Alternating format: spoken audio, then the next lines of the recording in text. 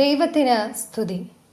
പ്രിയരെ, ആധുനിക യുഗം ശാസ്ത്ര പുരോഗതിയുടെ ഉത്തുംഗ ശൃംഗത്തിലേക്ക് ശരവേഗം പായുമ്പോൾ നമ്മൾ ജീവിക്കുന്ന തലമുറ മദ്യത്തിൻ്റെയും ലഹരിയുടെയും പിടിയിൽ അമരുമ്പോൾ ഈ ദുർഗതയുടെ പരിഹാരത്തിനായി ഞങ്ങൾ കുന്നക്കുരുടി ഡിസ്ട്രിക്റ്റിലെ തട്ടാമുകൾ സെന്റ് മേരീസ് സൺഡേ സ്കൂളിലെ അധ്യാപകരും വിദ്യാർത്ഥികളും ചേർന്ന് അവതരിപ്പിക്കുന്ന ഒരു ബോധവൽക്കരണ ശ്രമം.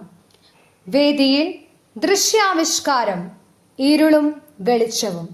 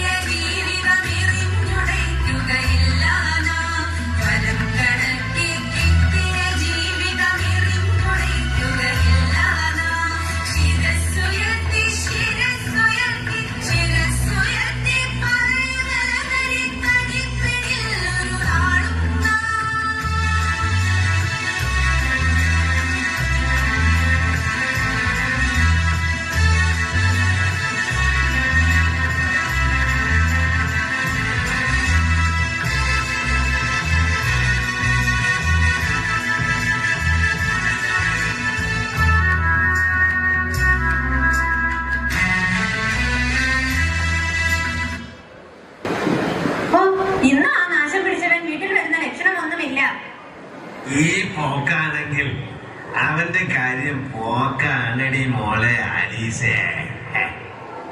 എന്റെ ദൈവമേ, ഞാൻ എന്ത് പാപമാണോ എന്തോ കർത്താവേ ചെയ്തേ. മക്കളെ തോന്യാസത്തിന് വളർത്തിയിട്ട് ദൈവത്തെ വെറുതെ പഴിക്കരുതേ എന്റെ ആലീസേ. ബാലൻ നടക്കേണ്ടുന്ന വഴിയിൽ അവനെ അഭ്യസിപ്പിക്കാം. എന്നാൽ അവൻ വൃദ്ധനായാലും അത് വിട്ടുമാറുകയില്ല എന്ന ദൈവവചനം നീ കേട്ടിട്ടില്ലേ? ഈ ഉപദേശങ്ങളൊന്നും നിർത്തുന്നുണ്ടോ? മനുഷ്യൻ ഇവിടെ തീ തിന്നുവാ. എടീ, അവനെ നീ ഒരു ദിവസം സൺഡേ സ്കൂളിൽ ഇരുത്തിയിട്ടുണ്ടോ? പള്ളിയിൽ നേരെ ഒന്ന് കൊണ്ടുപോയിട്ടുണ്ടോ? എന്തിനേറെ പറയുന്നു, നേരെ ഒരു കുടുംബ പ്രാർത്ഥന ചൊല്ലാൻ നീ അവനെ പിടിച്ചിരുത്തിയിട്ടുണ്ടോ? എന്നിട്ടിപ്പോ കുര്യച്ചനോട് ഞാൻ പറഞ്ഞതാ, ഗൾഫിലെ പണിയൊക്കെ മതിയാക്കിയിട്ട് ഇവിടെ വന്ന് വേണമെങ്കിൽ ഈ പിള്ളേരെ നോക്കിയിരിക്കാൻ. എനിക്കാവൂലേ, ഇനി സമ്പാദിച്ചതൊക്കെ മതി. എന്റെ മകൻ ബെന്നിനെ എനിക്ക് തിരികെ കൊണ്ടുവരണം. അച്ചാച്ചൻ നോക്കിക്കോ, അവൻ നേരെയാകും.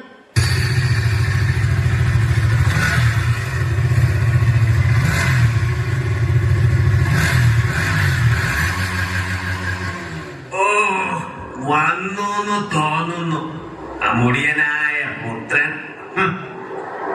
ആ മതി മതി, ഒന്ന് അടങ്ങിയിരിക്കും എന്റെ അച്ചാച്ച. അമ്മേ അമ്മേ, നീ കേൾക്കണ ചെവിയേക്കാമല്ലേ? മറ്റുള്ളവർക്ക് ചെവിയും കേൾക്കൂല, കണ്ണും കാണൂല എന്ന് ചിന്തിച്ചോണ്ടാ വരവ്. ഇവിടെയുള്ളവർക്ക് അവനെ പോലെ എന്ന ചിന്ത. ഈ കിഴവനെ ഞാൻ മിക്കവാറും ചവിട്ടി കൂട്ടും, പറഞ്ഞേക്കാം. മക്കളെ, നീ ആരോടാ സംസാരിക്കുന്നതെന്ന് നന്നായി ചിന്തിച്ചേ. ഓ, നന്നായി ചിന്തിച്ചിട്ടാ പറയുന്നേ. വേണമെങ്കിൽ കിട്ടുന്നതുകൊണ്ട് അവിടെ ഞാൻ ചുരുണ്ട് കിടക്കാൻ പറ, അല്ലെങ്കിൽ ഇപ്പോ തന്നെ ശരിയാക്കി കളയാണോ? വിനാശകാലേ വിപരീത ബുദ്ധി. നിന്റെ അപ്പൻ കുര്യൻ എന്നോട് ഇങ്ങനെ പെരുമാറിയിട്ടില്ല. പിന്നെ നീ എല്ലാം നിന്റെ ഉള്ളിലുള്ള ആ വിഷം, പിശാച്, അത് കുടുംബത്തെ തകർക്കും. ദൈവം നിനക്ക് നല്ല ബുദ്ധി തരട്ടെ കുഞ്ഞേ.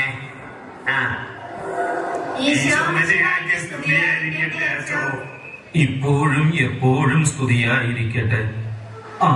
ഇതാരാ? ബെന്നോ? ബെൻ, ഈശോ മിശിഹായ്ക്ക് സ്തുതിയായിരിക്കട്ടെ. ഓ, അടുത്ത ഉപദേശി എത്തി. ഇനി ഇപ്പൊ പിന്നെ ഈ വീട്ടിൽ എല്ലാരും അങ്ങോട്ട് ഉപദേശം തുടങ്ങും എന്നെ നന്നാക്കാൻ. ബെൻ മോനെ, നീ കർത്താവിന്റെ വഴിയിൽ വരണം.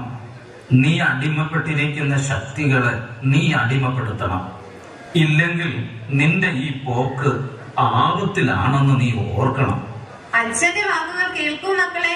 നിനക്ക് വേണ്ടിയല്ലേ അച്ഛൻ ഇതൊക്കെ പറയുന്നത്. ഇനി അവനെ നേരെയാക്കാൻ സാക്ഷാൽ ഈശോ തമ്പുരാന് പോലും കഴിയില്ല അച്ഛാ. എല്ലാം കൈവിട്ട് പോയി. ഈ കിഴവനെ കൂടെ വേണേ ആ പള്ളികാട് അങ്ങനെ കൊണ്ടിരുത്ത്. പരസ്പരം ഉപദേശിച്ചും വചനം പഠിച്ചും ഒക്കെ ഇരിക്കാം. അവിടെ കിടന്ന് കാഞ്ഞു പോയ സെമിത്തേരി അടുത്താണല്ലോ.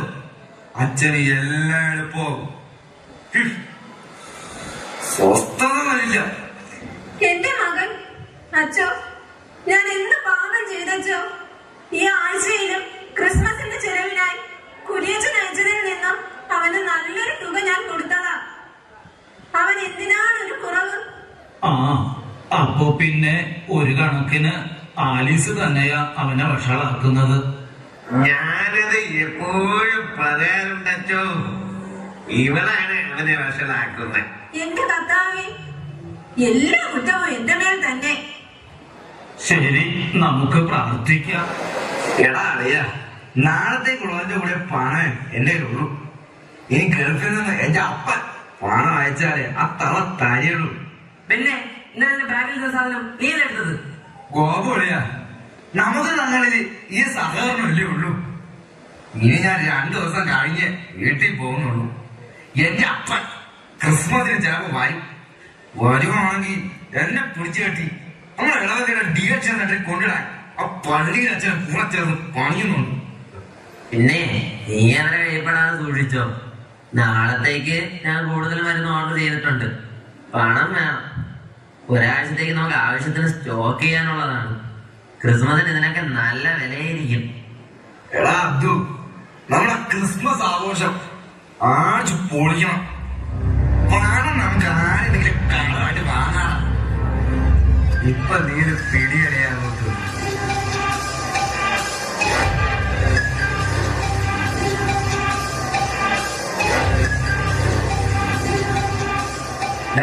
ദേ നോക്കിയേ ആരായി വരുന്നതെന്ന്. ആ അളിയാ, നിന്റെ കാമുകി വരുന്നുണ്ടടാ. ആ ഞാൻ ആലോചിക്കായിരുന്നു നിങ്ങളെ കണ്ടില്ലല്ലോന്ന്. അളിയാ, നിന്നോട് അവൾക്ക് അല്പമെങ്കിലും സ്നേഹം ഉണ്ടെങ്കിൽ ഒരല്പം മരുന്ന് അവളെ കൂടി പിടിപ്പിക്കടാ, കാണട്ടെ. അതൊക്കെ അവള് ചെയ്യുവടാ, നീ നോക്കിക്കോ. നിങ്ങൾ ഇവിടെ നിൽക്ക്. ഹായ് മായ, ഇന്നെന്താ ലേറ്റായി? ഓ, ഒന്നും പറയണ്ട. നിനക്കറിയാമോ, എൻട്രൻസ് കോച്ചിങ് എന്ന് പറഞ്ഞ ഒരു മഹാപ്രസ്ഥാനമാണടാ മോനെ. എന്നെ ഒരു ഡോക്ടറായി കാണാൻ വേണ്ടി എന്റെ അമ്മ എന്തുമാത്രമാണ് കഷ്ടപ്പെടുന്നതെന്ന് നിനക്കറിയാലോ. നീ എന്റെ മുഖത്തോട്ടൊന്ന് നോക്കുവൻ. നിങ്ങൾ ഇവിടെ എന്ത് ചെയ്യുകയായിരുന്നു? നീ ഇന്ന് ഇൻട്രൊഡ്യൂസ് ചെയ്തോടാ. അതിന്റെ സുഖം ഒന്ന് വേറെയാണ്. നീ ഒരു പ്രാവശ്യം ഒന്ന് ട്രൈ ചെയ്ത് നോക്ക്. ഇതാ ഞാൻ തരാം, ആരും അറിയില്ല. പ്ലീസ് എന്നോട് ഒരു അല്പമെങ്കിലും. എടാ, ഇത് മനുഷ്യനെ കൊല്ലുന്ന സാധനമാ, എനിക്കൊന്നും വേണ്ട. ശരി ശരി, ആകെ ഒറ്റ പ്രാവശ്യം മാത്രം. ഇനി നീ എന്നെ ഇതിനൊന്നും നിർബന്ധിക്കരുത്, കേട്ടല്ലോ അല്ലേ? ഇല്ല, ഒറ്റ പ്രാവശ്യം. ഇങ്ങനെ ആ മായ, കാശ് എന്തെങ്കിലും ഉണ്ടെങ്കിൽ ഒരു 2000 രൂപ താ. എന്റെ പപ്പ പണം വെച്ച ഉടനെ തരാം. കഴിഞ്ഞ പ്രാവശ്യം ഇതുപോലെ പറഞ്ഞ് വാങ്ങിയ പണം ഇതുവരെ നീ തന്നിട്ടില്ല. ശരി ശരി, ഇത് ഫീസ് അടയ്ക്കാൻ വേണ്ടി എന്റെ പപ്പ തന്ന പണമാണ് കേട്ടാ. ഒന്നിച്ചങ്ങ് തന്നേക്കണം. പിന്നെ ഞാൻ തരില്ലേ? ആ എന്നാ പിടിയറിയാം പണം. എടാ അറിയാ, അവക്ക് ഞാൻ ഒരു ഡോസ് കൊടുത്തു. ഇപ്പൊ മനസ്സിലായോടാ? അവൾ നാളെ നിന്നെ തേടി എത്തും. മരുന്ന് റെഡിയാക്കി വെക്കണം.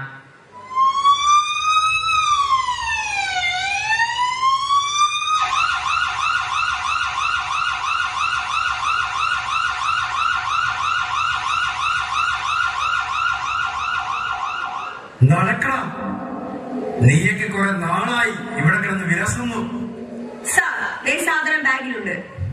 സാർ ഞങ്ങൾ കോളേജ് സ്റ്റുഡൻസ് സാർ, ഞങ്ങൾ വരണം. ഞങ്ങൾക്ക് ഒന്നും ഓർമ്മയില്ല സാർ. ഞങ്ങൾ വിടുന്നു സാർ, ഞങ്ങൾ ഇനി ആവർത്തിക്കില്ല. ഇത് നിങ്ങൾക്ക് ആരാണ് സപ്ലൈ ചെയ്യുന്നത്? എന്തായാലും 3 എണ്ണത്തിനും മിനിമം 7 കൊല്ലം ജയിലിൽ കിടക്കാനുള്ള വകയായി.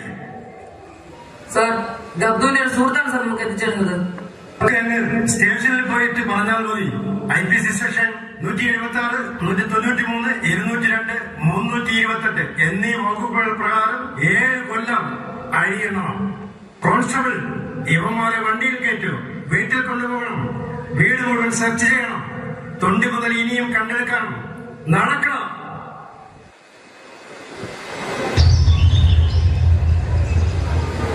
എന്തെങ്കിലും ആക്കാം, കഴിക്കാം ചാച്ച. ഓ എനിക്കൊന്നും വേണ്ട മോളെ, നീ കഴിക്കേ. നാളെ ബാങ്കിൽ പോയി നോക്കണം പണം വന്നിട്ടുണ്ടോ എന്ന്. ബെന്നിന് ഫീസ് കൊടുത്തിട്ടില്ല, പാവം, അവന്റെ കയ്യിൽ പൈസ ഒന്നുമില്ല. എടി നീ വെറുതെ പണം കൊടുത്ത് അവനെ വഷളാക്കല്ലേ.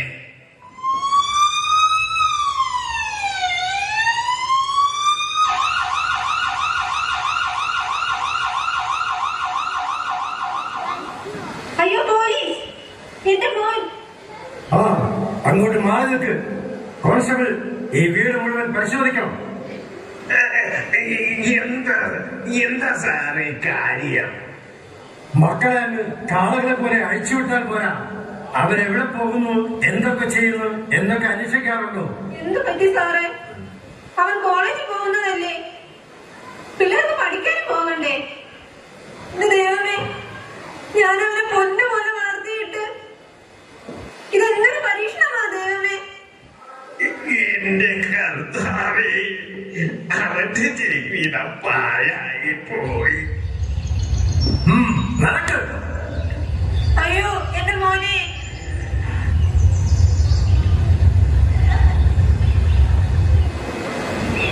കുറച്ച് നാളുകൾക്ക് ശേഷം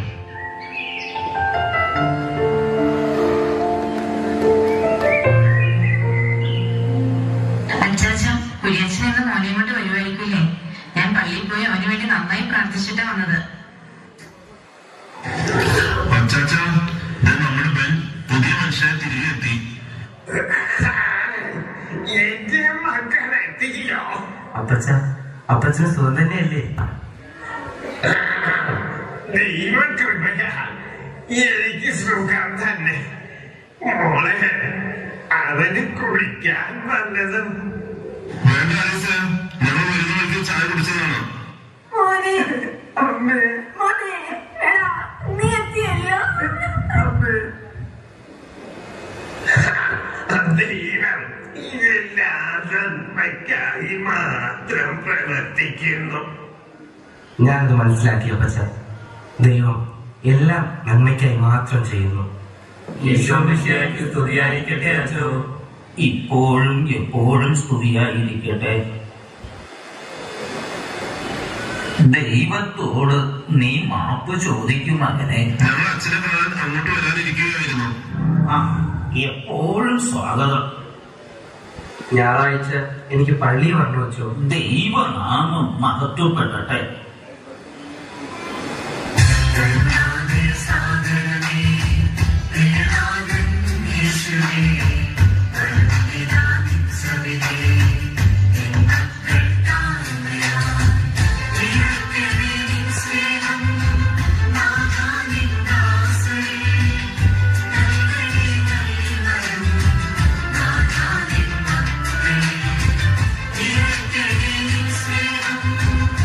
സാമൂഹ്യ വിപത്തിനെതിരെ നമുക്ക് പാലിക്കാം ജാഗ്രത. ഒരൊറ്റ മനസ്സോടെ നമുക്ക് തീരുമാനമെടുക്കാം. Say no to drugs. ഈ നാടകത്തിൻ്റെ ഉന്നമനത്തിനായി വേദിയിലും പിന്നണിയിലും പ്രവർത്തിച്ചവർ: അച്ചാച്ചൻ KP വർഗീസ്, അമ്മ ജീന എബി, മകൻ ബേസിൽ ജോയ്, വൈദികൻ PI ജോൺ, കൂട്ടുകാർ Eldho Isaac and Basil K Eldho, circle inspector Sajan George, വനിതാ കോൺസ്റ്റബിൾ ആഗ്നസ് മരിയ എൽദോ, കൂട്ടുകാരി Gracelin Saji, constable Basil Shiju, പിതാവ് Eby Paul Valayil, technical support Eldhose AM, നൃത്തച്ചുവടുകൾ കൊണ്ട് നമ്മളെ ആസ്വാദകരാക്കിയത് Angel Maria Eldho and Agnes Maria Eldho, സംവിധാനം Elsa Embroy and Sajan George. ഞങ്ങളുടെ ഈ സ്കിറ്റിന് വേണ്ട എല്ലാവിധ സഹായങ്ങളും ചെയ്തു തന്ന ഞങ്ങളുടെ ബഹുമാനപ്പെട്ട head master PY Isaac sir, കൂടാതെ സ്റ്റാഫ് സെക്രട്ടറി, മറ്റ് അധ്യാപകർ. ഞങ്ങളുടെ ഈ ഒരു കൊച്ചു നാടകം സവിനയം ശ്രവിച്ച നിങ്ങൾ ഓരോരുത്തരോടുമുള്ള നന്ദി ഹൃദയത്തിൻ്റെ ഭാഷയിൽ ഞങ്ങൾ രേഖപ്പെടുത്തുന്നു.